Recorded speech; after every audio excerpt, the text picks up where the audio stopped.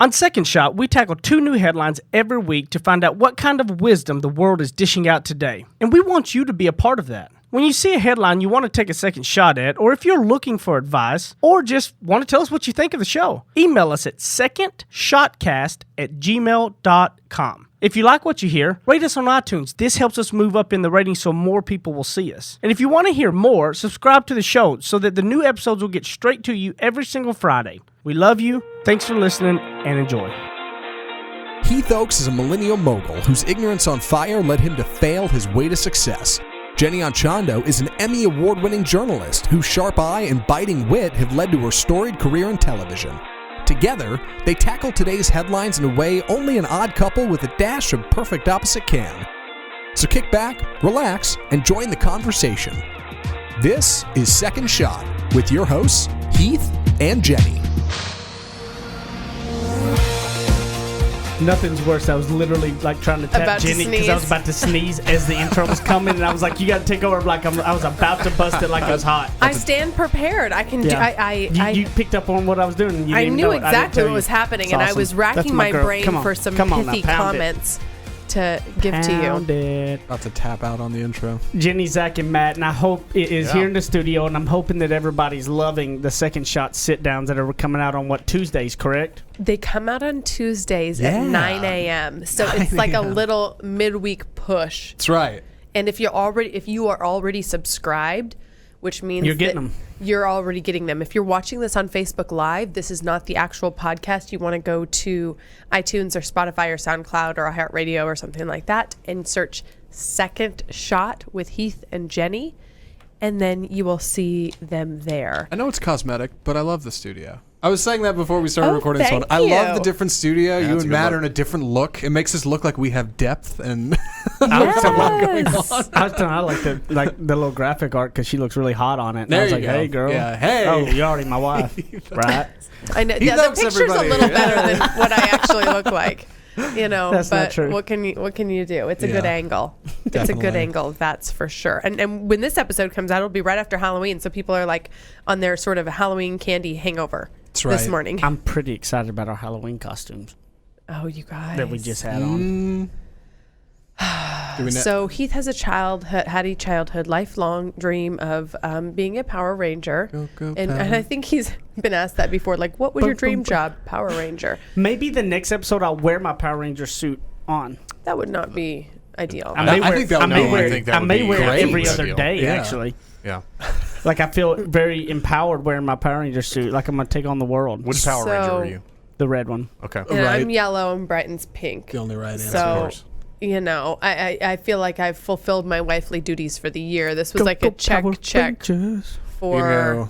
Halloween, Christmas. You know, this may take me through next Christmas. She's going to regret it when I wear this suit all the time. I'll take Black Ranger because his name is Zach, and I thought There that you was go. cool I back in didn't the know day. that. Yeah, his character's name was Zach. I was go like, yeah, I Zach. got Black Ranger. Yeah, it was a good time, which would make Matt Billy Cranston. oh, Blue Ranger. Matt is I'll take. Billy. Yeah. I see I'll that. take Hey, look, we've got the whole thing here. We need We to have Oh all wow, the we should have Power done a Rangers. podcast costume. Yeah. Ooh, that can be 2020. Our There you go. Halloween Yeah. special Squad in goals. 2020. We're gonna be Yes, the Power definitely Rangers. squad goals. Perfect. He can just wear the spandex under his suit and then just slide the helmet on. Yes. Superman. So our first headline this week, feeling overworked? Dallas ranks low on analysis of cities' work-life balance. When it comes to the best cities for work-life balance, Dallas ranks near the bottom of a recent analysis by New York-based Internet of Things company KISI, K-I-S-I. They evaluated 40 U.S. cities based on a series of factors related to the amount of time workers dedicate to their jobs and just kind of living in the cities in general, and Dallas ranked close to the bottom.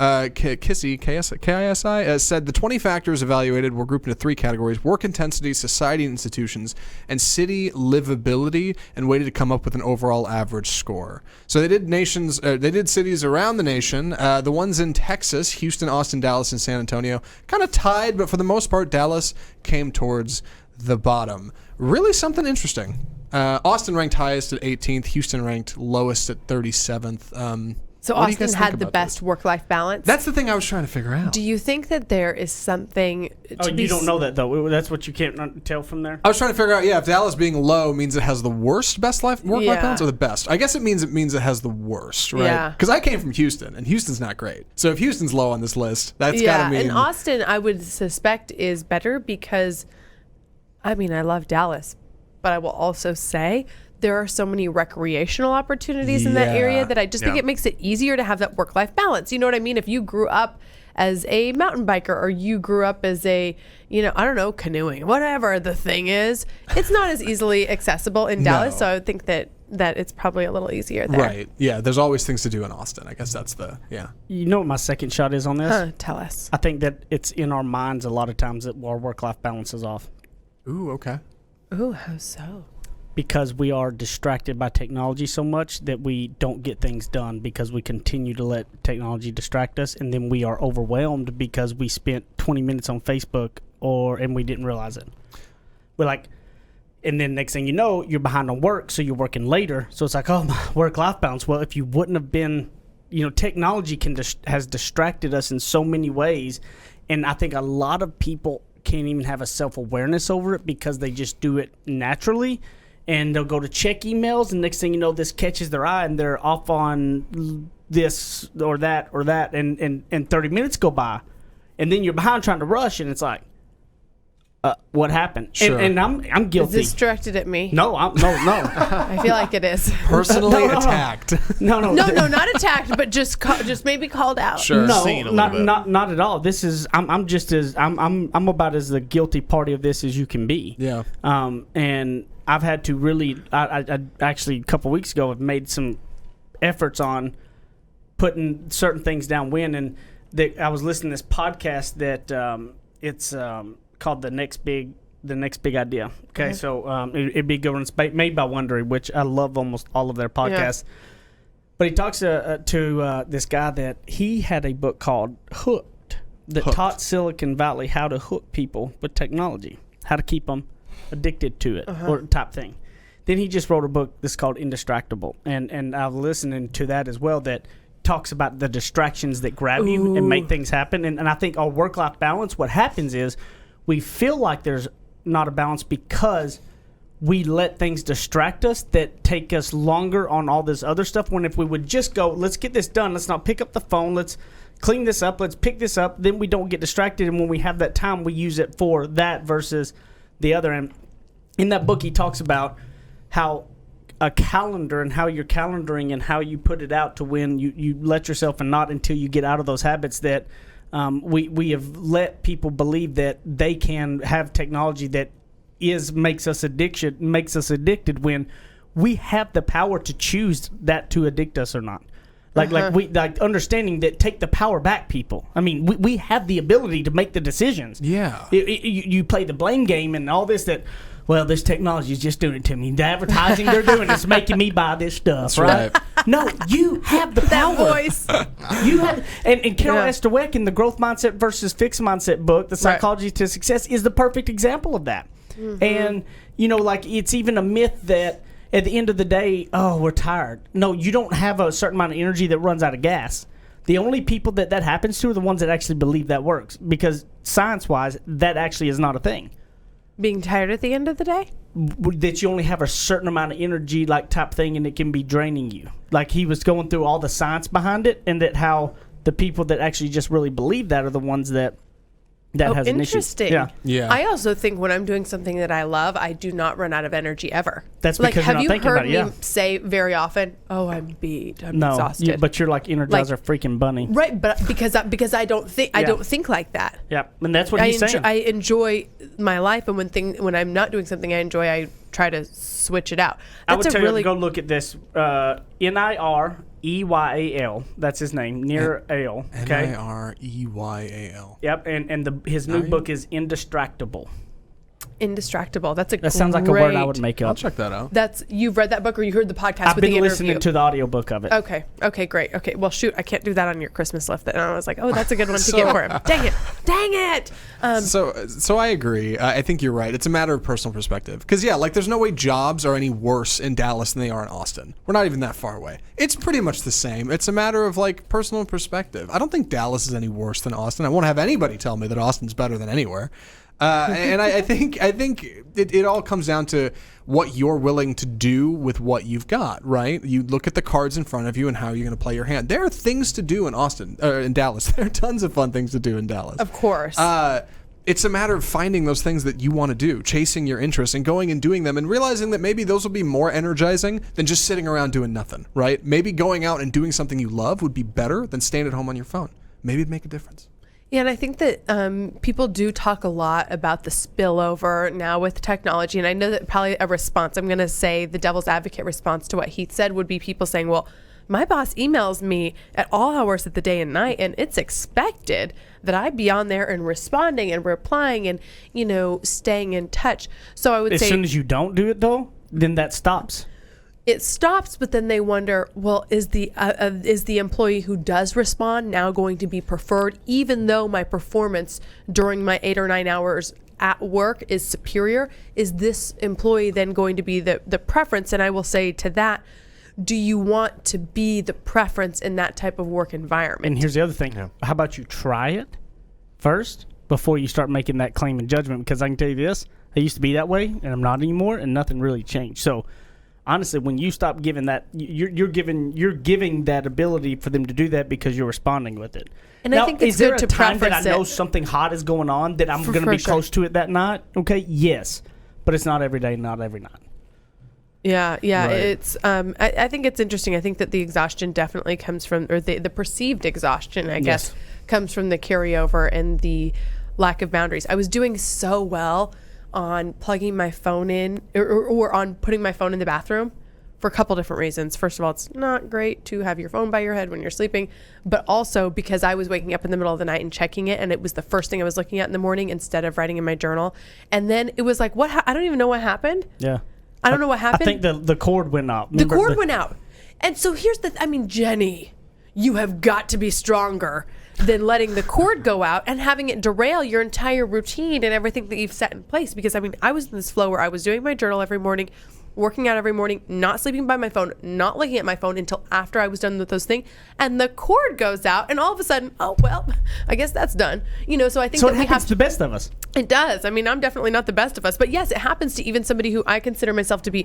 I'm pretty, what's the word? Like self-reliant, or just I'm disciplined. Yeah. I'm pretty disciplined, and even that, it's like, oh, it happens, so I need to start over. And so this is a good reminder for that. I know we've gone over on the segment. Yeah, I think Time's up, Jenny. No, yeah, no, those agreed. are the things you don't admit on air, though. Well, sorry. I'm just admitting everything today. Just opening it all up, a can of worms just coming out. So I would think the thing is to understand that a lot of the things that the work-life balance can be easily done because you're distracted by other things, that you're not getting your work done when you need to because you let everything else creep into it. I believe that work-life balance issues are a lot to do with the distractions, with the perceived ability that you're not, because you're letting things get you off course. Like if people won't stop talking to you at work and coming up, make a sign, put it up that says do not disturb, so people will leave you alone at times you're doing your work. We'll be back in a minute on the second segment of Second Shot.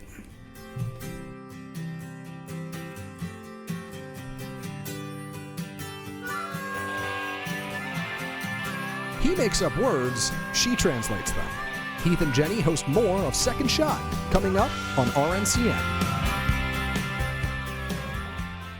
Okay, you guys, we have been working on this partnership for a while. This is a company that we've used as a couple, we've used individually, and now they are on board as a sponsor. So we're giving a big shout out to myllc.com.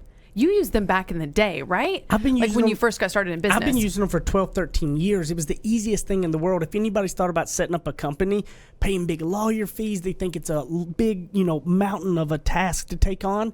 But with myllc.com, if you go on their website and you call them, if you're doing an S Corp, a C Corp, or anything, they're going to walk you through it. They won't make you feel dumb. and they're going to handle every process every year from now on from you, the stuff with the state and all of those things. So if you have any rental property outside of your own home, you need to have it in an LLC or an S Corp or something in order to protect you legally if you're doing side hustles. You need to invoice them from the legal entity because it can protect you legally. In myllc.com/secondshot, there's a coupon code 99 myllc, right? Well, yeah, all you have to do is go to myllc.com/secondshot and it'll give you $99 off, which is super generous. And this is kind of like a limited thing. So if you were thinking about it, again, you kind of started your side business, you're thinking about getting it going, or you've got a big business. I mean, they work with all sizes. It's $99 off. The other thing, if you're already on the site, you can use the coupon code 99myllc. Again, it's 99myllc from myllc.com. This is the company we've used for all of our different entities and projects. They've been so great to work with, and we're just excited to have them on as partners. myllc.com/secondshot. Go now. Run.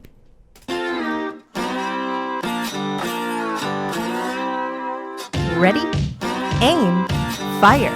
Second Shot is back for another round on RNCN. Coming in hot, and Jenny's sitting there going, no, I forgot I had something. Wait, a 30-minute show isn't Hold enough for on, me. yeah. I've got more to say.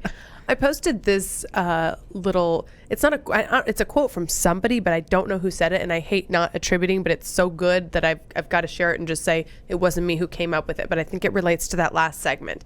And it is this: true self-care is not soft baths and chocolate cake. It is making the choice to build a life you don't need to regularly escape from. So making the choice it's making the choice to build a life you don't need to regularly escape from. Wow. So we were talking about distractions and doing those little, they're like little ticks almost when we get into the refreshing on social media and checking our email and responding to people and almost doing busy work that distract from our actual feelings. It's just like any other distraction vice. It's any other addiction. So I thought that was a really good message about trying to intentionally craft a life that you enjoy being in instead of only looking forward to the next vacation or the next scroll through on Instagram. I like that. I like that a lot, actually. That's very, very good. That's the kind of it's a good wisdom we reminder to drop think in of the that- Second Shot group. Yeah. That if you're not trying to escape it, then then you're building something pretty good. Right. If you enjoy being it. Like Yeah. this, I totally enjoy. Yeah. It's work. Right. But I like hanging. I look forward to seeing Yeah. you guys and having this discussion each week. So this stays. We keep this for now. Feelings not mutual. Dang it. well, it'd be first shot with Jenny. Burn. First shot. Yeah. That's good. Only That's good. shot. Yeah, only shot. So our second headline, Where Should the Boss Sit?, is an editorial from New York real estate CEO Jonathan Wasserstrom. He's the CEO of Squarefoot, and he wrote this for USA Today to talk about how he runs his business differently from everybody else, all of his peers in big, fancy New York City. He talks about where exactly a boss should sit specifically, but also just kind of where a leader should place themselves within their company. And for him, what he's found is effective is remaining at the center of his organization. He says he's entrusted valuable executives and employees to help expand his business, and they report back to him on what he needs to know, but he remains curious about what's happening to the office. So instead of having a big fancy penthouse office like 2 floors up, he sits in the floor with the team, right? He's got a cubicle just like everybody else. He said he made this decision as a CEO long before he was owning his own business, when he saw a few other CEOs do similar things. He said it's fantastic because people feel like they can talk to him. He's accessible. He's not some guy in an ivory tower. They can swing by and knock on his door and ask him a question, just see how his day was. And he can talk to them. And he gets this exchange with coworkers employees that feel like coworkers, really, that are coworkers, that he hasn't seen other companies have. And I guess he poses at the end of this, he says, why aren't more people doing this? Why isn't this a more popular thing? So, where does the boss sit? He's full of crap. That's why. He's so full Let me of guess. crap. Does he actually do it because he wants to inspect what he expects? No, these What people is that it? try to pull that bull crap out, these people are like, oh, I need to keep Whoa! my... No, they go, oh, I'll keep my door open. It's an open door policy. All Sure. these things. I'm going to sit out there with everybody. Let me tell you where he's at, where that person is. If he actually has a desk out there, okay? 90% of the time, the one, because all these open office plans have the little conference rooms, the closed doors. 90% of the time, he's in there. You know why? Because he's on the phone having conversations that everybody and their mama should not hear. Right. Because he is talking about employees. He's talking about things that cannot be heard, that do not need to be. So he wants to act like he sits out there, but 90% of the time he's in the conference room with the door closed. Right. My thought is this. Like, I have my door closed often in my office when I'm on the phone because I don't think it's fair for whoever I'm talking to that are getting into personal information that other people could hear that. That's not right. Let me tell you this. You know how many times that has stopped anybody from opening my door and coming in? Zero. Do you know how many times it has stopped people? And I'm okay with that. I want it to be. Right. Because like, I have an open door policy overall, of talking to me. Yeah. Come to me with anything. I will talk with you, whatever it is. But you don't have to metaphorically have the door open all the time in order to have that. If you do, then you're not doing it right because they don't trust you and have that faith. These people that try to do this crap like this, he is so full of it. I promise you, if a camera followed him around, he would be in the little conference room with the door closed 90% of the time. What's his Wow. name again? Jonathan Wasserstrom. Oh, Jonathan. I'm What? going to tweet you this episode. What a sham. Oh, I'm just man. saying. Hot takes from Heath Oaks. I love this. This is with a lot of those people. Yeah. The thing is, what's more important, and my second shot on it, is having an open door policy that is to where people can come to you.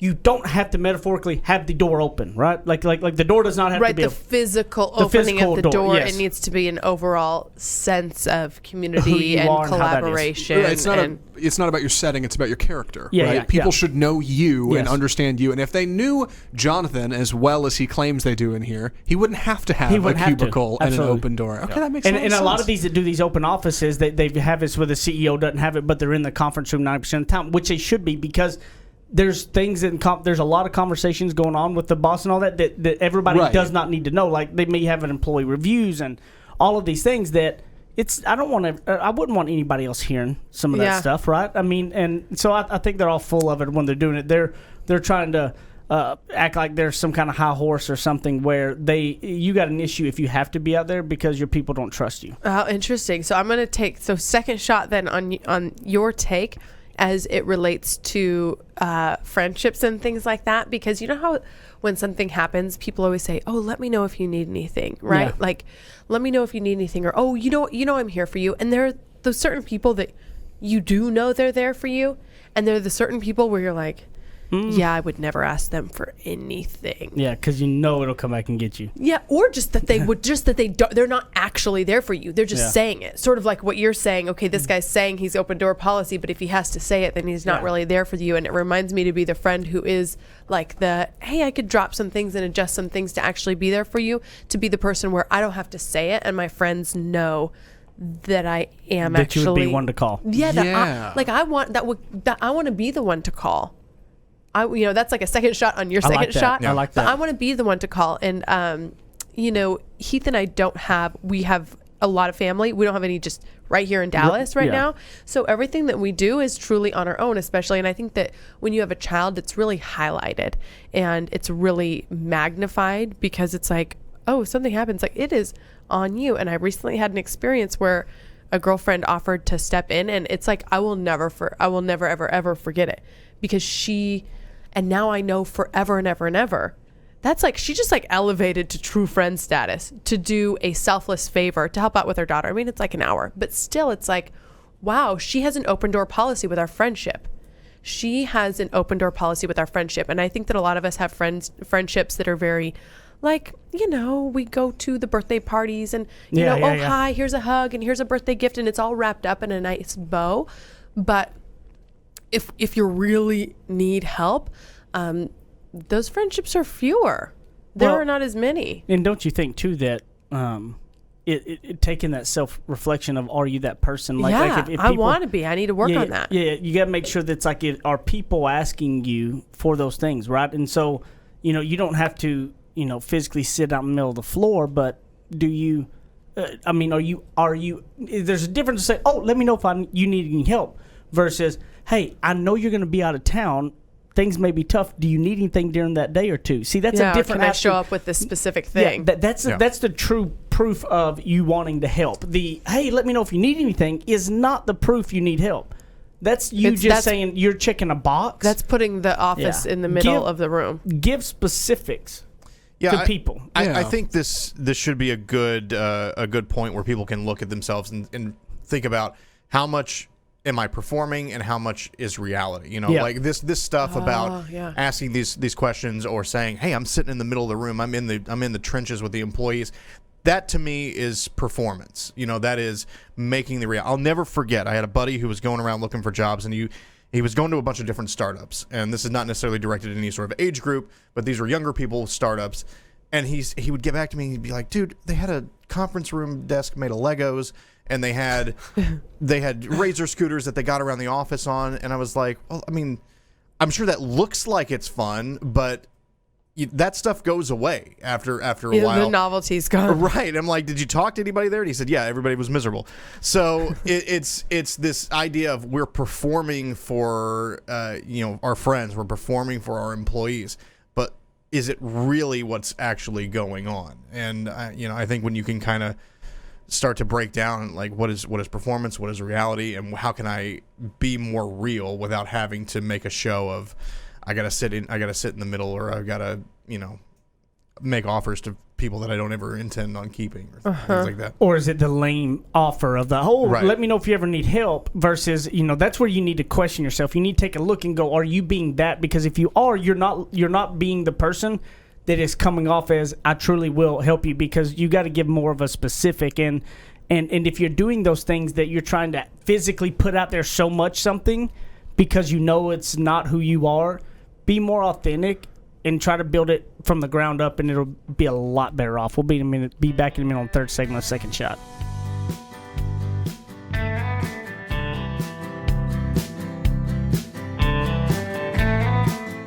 Now that's what I call ignorance on fire. More of Heath and Jenny still to come. Okay, we wanted to take a quick minute to tell you guys about a company called Energy Ogre. So Heath and I have been using this company for years to save money on our electricity. We've told you guys about it for months and months and months too. So basically what they do is they shop around your electricity, and then they find the lowest option, and then they manage it. So you know how if you notice your rates are going up, you might call around, but who really does that? So they do that for you. The deal is that it costs $10 a month, and if they can't save you anything, then you get the $10 back. So for us, what we noticed is it cut our bill at least in half. So we're talking, we were upwards of $200, maybe a little more than $200 a month. Now we're down to $100. Yes, even in the blazing summers here in the Dallas area of Texas. So it's energyogre.com. So here's Ogre. It's OGRE. So ENERGYOGRE.com. And they actually give us a deal for Second Shot listeners. So if you would like to use it, the discount code is Second Shot.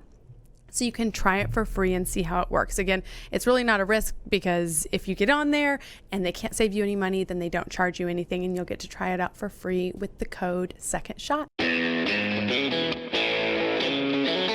Kick off your boots or suit up. The choice is yours. Welcome back to Second Shot on RNCN. So you thinking I was being a little bit angry on the last segment? I need to apologize to everybody. No, I think you were being spicy, and I think Fired that up. Spicy. we've It's spicy, missed mama. some spice. That's right. We've missed some spice, and variety. I think that Yeah. it is the variety is the variety is the spice of Spice life. of life, Spice yeah. is the variety of life. That's right. It's all of that. Yes. As we approach the holiday season. It picey, mama. It picey. Oh, Miss B. Yeah, it Man, picey.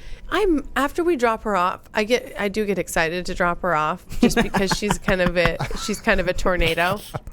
And then like 5 minutes later, It's I like miss her. I know, it's Do crazy. any other parents have that happen? Do you guys have that happen, or get excited for her to go to bed, because our days are full and I'm with Yeah. her, a lot, and I'm like, okay, it's An about to hour be into bedtime. her going to bed. Then I'm like, oh, I miss her. I miss her little languages and her, it's spicy, mama, and her just little demeanor and all that. Anyway, so our question of the week this week is one that I. I You don't want to thought go you were into going to it? do some shaming. Oh. So much shame. So Heath's favorite part of the Oh, third Heath's segment. favorite Looks part of forward the to it. That's episode right. is berating the people who listen to our show. Thanks We for got a lot listening. more people listening, and not the reviews either. I mean, it's not even like a higher percentage. And come on, I share also it want with to your give the friends offer or something. out. I also want to give the offer out, and some of you have been taking me up on this. If you think that the podcast is valuable, if there's a certain episode that you liked, share it on your Instagram stories, on your Facebook, and tag me, and I will repost it. And I've got a decent audience, so do it from your business account if you have one. And maybe we can get you, help your audience as well as you are helping us. The whole reason we ask for the reviews, by the way, is just because the way that the podcast system works is the more ratings and reviews there are, positive ratings and reviews, the higher it goes up so that people can find it. So when people look for this type of podcast, it will show up and they'll be able to enjoy the content. I mean, we produce it just for you guys, just, for your enjoyment. I guess so. That wasn't really shaming like Heath does, but that's just not really my style. It's not hardcore. It's not my style. She's not as mean as me. I'm so... We love all our listeners. I'd love you more if you left a rating and review. Thank you, Heath. I love it. He's like so on Purely fire transactional. today. Goes for it. Yeah, he's so... He wore that Power Ranger costume for Halloween, and he's like, boom. Attitude. Also, you That guys... Red Ranger energy. I didn't realize how many of our listeners were extreme when it comes to not liking snakes and spiders. So that man. episode a Nobody couple does. back, Yeah. I will tell you, Who likes my snakes? least liked picture on Instagram to date has been the one I posted promoting the episode with the snake. Everyone's like, nope, don't like it. Keep scrolling. Come I know. on. It's I know. captivating content. I Eric, thought it grow would up, be. people. Eric was such a great guest. Eric was he Bittingham awesome? from Wildlife on the Yeah. Move, right? My- Is his name? My Yeah. wife was dirty on that one. That was dirty. That Yeah, was well. really dirty. No. I love a good prank. It was Yeah. wonderful. Rufus the possum was adorable. Yeah, no, you pay me back every day. You scare me like every day. I mean, this was just one. No, we're equal. We're even. I still owe you more pranks. Constantly frightened around Heath. Yes, I live in fear. Okay, so the question right. of the week on episode 141 is, what's the most impactful book you've read? What's the most impactful book you've read? This is a hard one. It's like, I wish I want like a top 10 list of most impactful books. Can I guess yours, babe? Yes. Every time I say babe, I think of my friend who was doing my hair, and she was like, I'm really enjoying the podcast. Should you call him babe on the show? And I was like, this is different than news. Yeah. Right. It's a podcast. A little less formal. Yeah, it's less formal. Is yours Growth Mindset by Carol S. Dweck? Well, here's the thing. There's different, because it's like a book. There are a handful of books that have impacted me more at different Times. parts. But if I had to go label one, I'm gonna have to go back to the one that really kickstarted me on reading in general. Okay. Because I'd never really read much at all. But the 21 Irrefutable Laws of Leadership by John Maxwell was really The 21 what? Irrefutable Laws of Leadership by John Maxwell. Irrefutable Laws of Leadership. Okay. That was really, that one and the Zig Ziglar See You at the Top were like the first two that were found in that box in that office that That's I right. read, and that one set me off on the whole leadership career. Then the Carol S. Dweck, that was one of those that take you to another level that was super impactful. But 21 Irrefutable Laws of Leadership was hands down the most changing of the course of everything, I believe, for me when I look at it. That's good. What about you, Matt?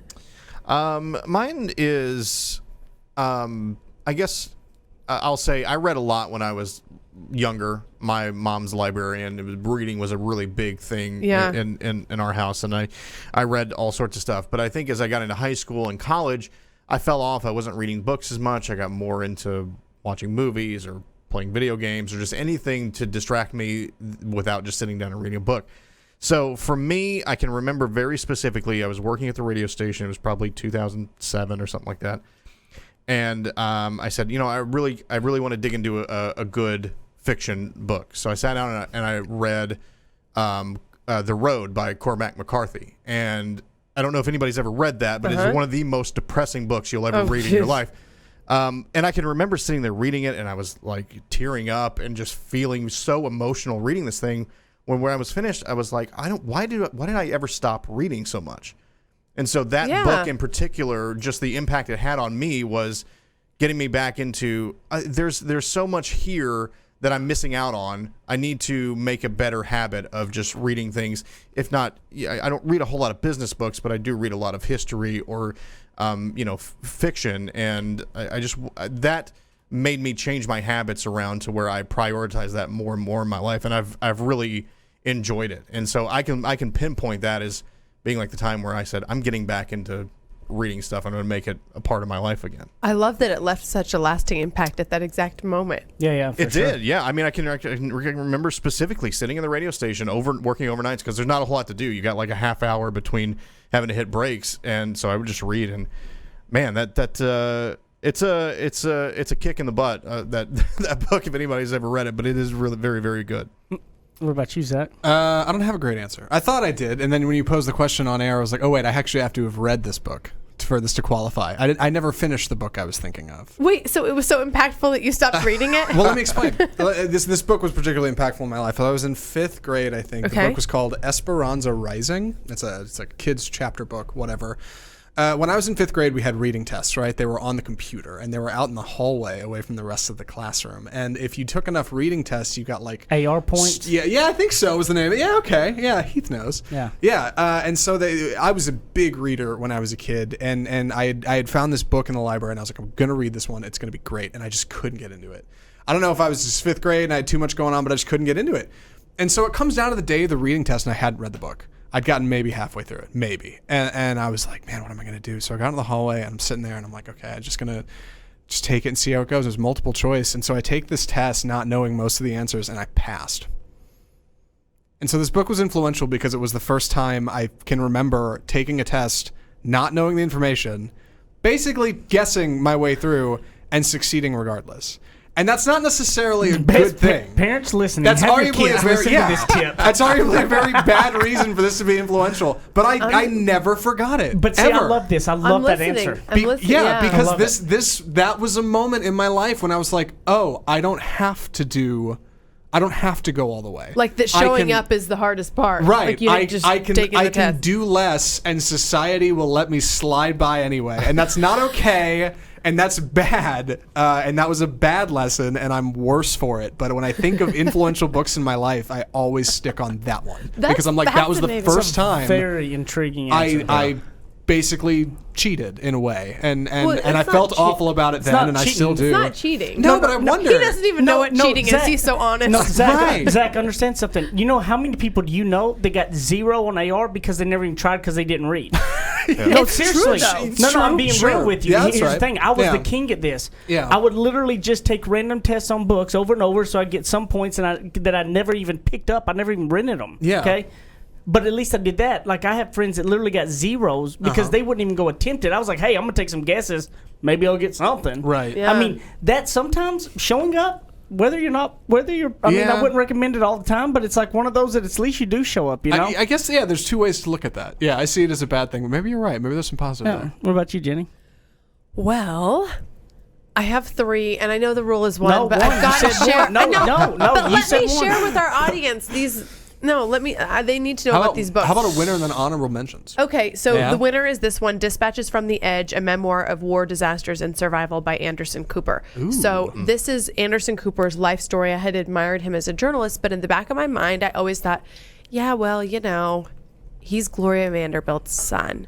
And I use that as an excuse to not succeed in the way that Anderson Cooper has, because in my mind, he had it easy. And I remember that, like, I had this differentiation between, oh, well, these other people, they have this, and he's got, you know, he had money and he lived in the city and he had these connections, which is true.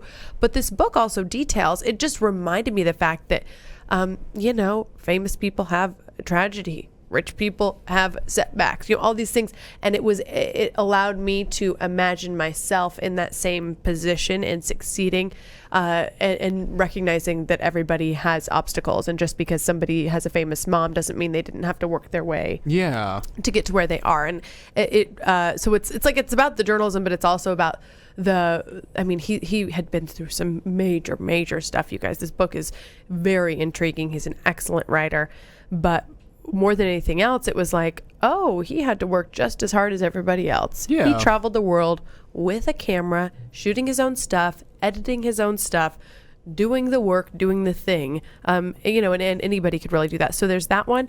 The other one is Mindful Eating by Jan Chozen Bays. And this is It's really a great book for anybody in learning your connection with what you eat and why you eat it, and how to look at food as nourishment and how to not look at it as the enemy. So that was just a helpful book for me during recovery and things like that. And then the most helpful book. Well, oh shoot, I have 4. Okay, God bless Okay, America. fine. You asked the question. Well, It was all a ploy to plug some serious books. Filibuster. No, Okay, go I'm ahead. done. No, you got to go No. now. Yeah, You got to give them. I want to hear them. Ignorance on fire. Just kidding. But- J.K. What a punch in the face. Wah, wah. I do love it. He throwed it. It's the bomb. And It's I love true. when Amazon will send me like, hey, you might be interested in this book. Yeah. They send me recommendations, and it's Heath's book. And I'm like, yes, as a matter of fact, I am quite interested in That's this so book. sweet. Yes, I love it. Yeah. Can I just say, following on your Anderson Cooper book, one of my favorite books about journalism and the history of it is The Yeah. Murrow Boys. It's about Edward R. Murrow, Yeah. legendary radio journalist, and his group of journalists that during their wartime coverage, and how they just kind of changed the face of broadcast journalism, and is one of the best books I've ever read. And if you're interested in history, if you're interested in journalism, The Murrow Boys, it's great. I love it. Good hit. Where can they find you? JennyAndChondo.com. I started a group for safe swaps, healthy eating, non-toxic cleaning products, makeup, etc. Facebook.com/groups/safe swaps. But mostly go to the Second Shot group, you guys. I will see you there. At Apple Zagintosh on Twitter and Instagram. Drop us a rating and review, gang. It's a lot of fun. Thanks for listening. Let us know what you thought. You can find me, Matt Stoker1, on Instagram, as well as in the Second Shot Facebook groups. I'm posting this Second Shot. I'm posting Second Shot sit-downs. We're a couple of weeks deep. Let us know what you think of those, and check it out. Any businesses you're trying to get going, myllc.com/second shot will get you $100 off, so go do that now. At Ignorance on Fire, at Heath Oaks on any of the social media stuff. Connect with me there, holler at me, and I'll see you next time. I love y'all. Bye.